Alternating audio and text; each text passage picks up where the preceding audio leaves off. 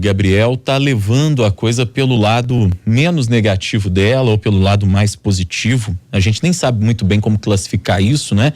Mas de ter essa força de vontade, de querer, de estar procurando se sentir bem, apesar de tudo que passou nesses últimos dias, né? É um exemplo de força, um guerreiro, um pequeno guerreiro que a gente tem chamado Gabriel, que está na cidade de Betim, bem próximo da gente aqui, e que o caso dele sirva de exemplo para todos nós, para tantas pessoas que ainda insistem, infelizmente, em cometer esse crime, porque é um crime.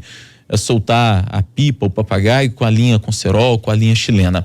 E para continuar falando desse assunto, hoje a gente recebe aqui nos estúdios a sargento Shirley Amanda do Corpo de Bombeiros e a gente vai falar justamente sobre o uso do cerol, da linha chilena na hora de soltar pipas. E soltar pipa, soltar papagaio, obviamente é uma atividade que aumenta muito agora nesse mês de julho, mês de férias, nos meses em que a gente tem mais vento, principalmente. Sargento Amanda, bom dia, bem-vinda aqui à Rádio Super. Primeiro, obrigado por nos atender. Bom dia, Rodrigo. Eu que agradeço essa oportunidade.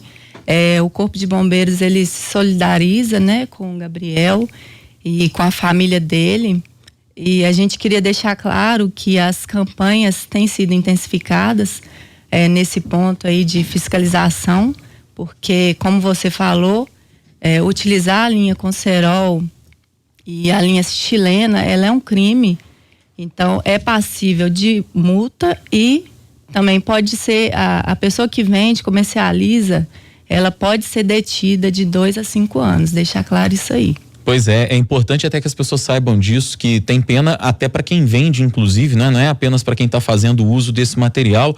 E sargento, nessa época, como a gente dizia, período de férias, a gente fala principalmente aí dos meses de junho, julho e agosto, que são meses em que a gente tem ventos mais propícios para a meninada que gosta de soltar pipa, às vezes até para marmanjada também, porque tem muito adulto que gosta, né? Que tipo de cuidado, principalmente o pai, e especificamente o pai e a mãe deve tomar para evitar que esse tipo de coisa aconteça, para evitar que o filho possa estar acabando cometendo um crime, mesmo que sem querer, no caso de alguém que ainda não consegue responder por si? É o seguinte, Rodrigo, essa brincadeira, ela já é perigosa sem o uso do cerol, porque a criança ou adolescente, ela normalmente sobe em lajes, ela atravessa a rua sem olhar, pode cair num buraco, ser atropelada, pode envolver também a linha, a pipa está envolvida em rede elétrica, né, causando choque elétrico. E como se não bastasse esse perigo, a linha chilena e o cerol, ela se torna uma navalha, né, que quando vem atingir uma pessoa, causa o que foi causado com o Gabriel, por exemplo. Infelizmente ele teve essa fatalidade, né, de perder a perna, e existem também casos de morte. A gente tem muitos exemplos de motoqueiro, principalmente, que tem o pescoço atingido, né, por essa linha de cerol e vem a falecer. Então, a gente tem algumas dicas de segurança, a gente tem disponível no nosso site, né, do Corpo de Bombeiros. Eu vou citar algumas dessas dicas. Vamos lá. Não solte pipas em dias de chuva, principalmente se houver relâmpagos. Evite brincar perto de antenas, fios telefônicos ou cabos elétricos. Procure locais abertos como praças e parques. Não empine pipas em cima de laje e telhados. Jamais utilize linha metálica como fio de cobre ou cerol ou a linha chilena, né? Também não faça pipas com papel laminado, o risco de choque é grande. Tente soltar pipa sem a rabiola, porque na maioria das vezes a pipa se prende no fio por causa da rabiola. Se a pipa enroscar em fios, não tente retirá-la. É melhor fazer outra. Nunca use canos, vergalhões ou bambus. Cuidado nas ruas e lugares movimentados, principalmente quando andar para trás. Pode haver algum buraco, né? Ou atravessar a pista sem ver, ser atropelado. Atenção especial também com os motociclistas e ciclistas. Pois essas dicas aqui que a sargento Amanda está dando pra gente, minha gente, elas estão no site do Corpo de Bombeiros, que é o bombeiros.mg.gov.br, e que vale para que cada um de nós possamos nos reforçar, entender essas dicas a fundo e evitar que esse tipo de coisa aconteça. Sargento Amanda, a senhora dizia pra gente agora há pouco que essa linha de cerol, a linha chilena, ela pode se tornar uma verdadeira navalha, né? Se acontecer esse tipo de coisa como ocorreu com o menino Gabriel lá na cidade de Betim. Para aqueles que eventualmente não dominam o assunto, vamos diferenciar o cerol da linha chilena? Rodrigo, o cerol ele é utilizado há mais tempo, né? É uma linha 10, né? Como é conhecida. É a linha comum. A linha comum de algodão. O pessoal faz a mistura de cola com pó de vidro, né? E passa nessa linha. Alguns utilizam também o pó de ferro e utilizam da mesma forma. Já a linha chilena, ela é a versão industrializada do cerol. O pessoal compra normalmente, né, em comércios, tem de diversas cores e é uma mistura mais poderosa ainda e pode cortar até 4 vezes mais do que a linha de cerol. Ou seja, é algo muito pior. O Corpo de Bombeiros, ele tem autorização para fazer fiscalização em estabelecimentos comerciais que eventualmente vendam a linha chilena, ou se não tem, quem é que faz essa fiscalização, sargento? O Rodrigo, é de competência do Corpo de Bombeiros também, da Polícia Militar, em apoio às guardas municipais. Essa fiscalização pode ser feita por nós. A gente se deparando com uma situação que a pessoa está portando ou utilizando, a gente pode gerar uma multa de imediato. Em caso de criança ou adolescente, essa multa vai ser gerada no CPF do responsável. E em caso de venda, comercialização, é crime, né, passível de detenção.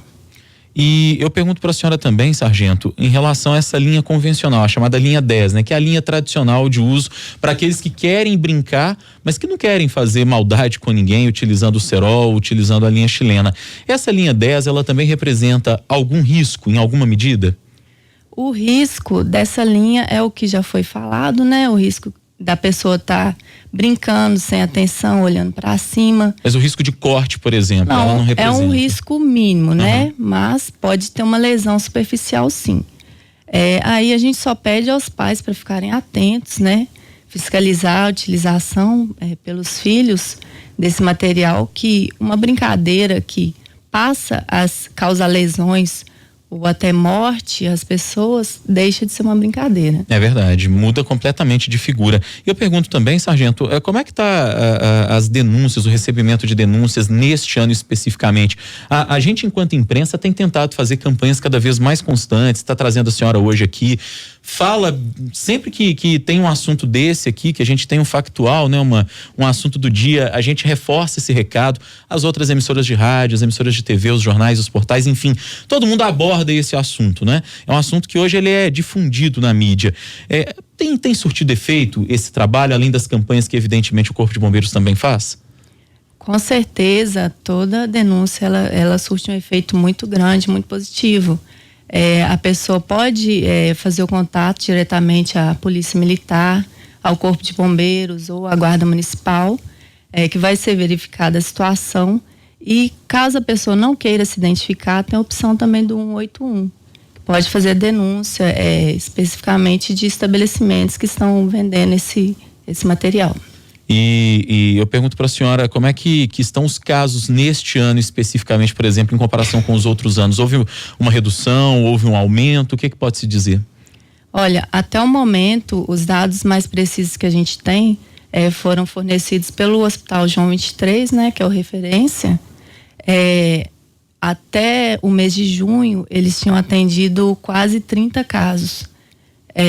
Só 10 no mês de junho. Então, a tendência é que este ano o número seja maior.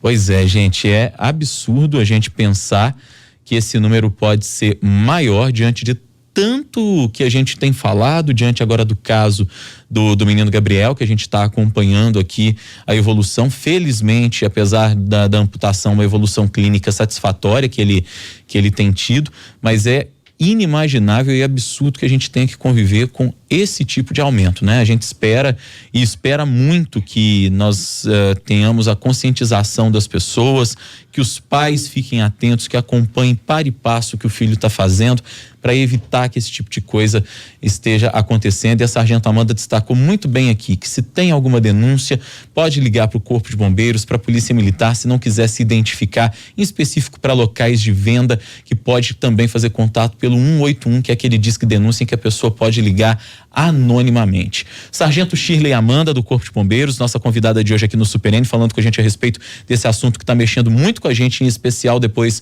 do caso lá de Betim. Muito obrigado, foi um prazer recebê-la. Bom dia para a senhora. Eu que agradeço, Rodrigo. Bom dia para todos.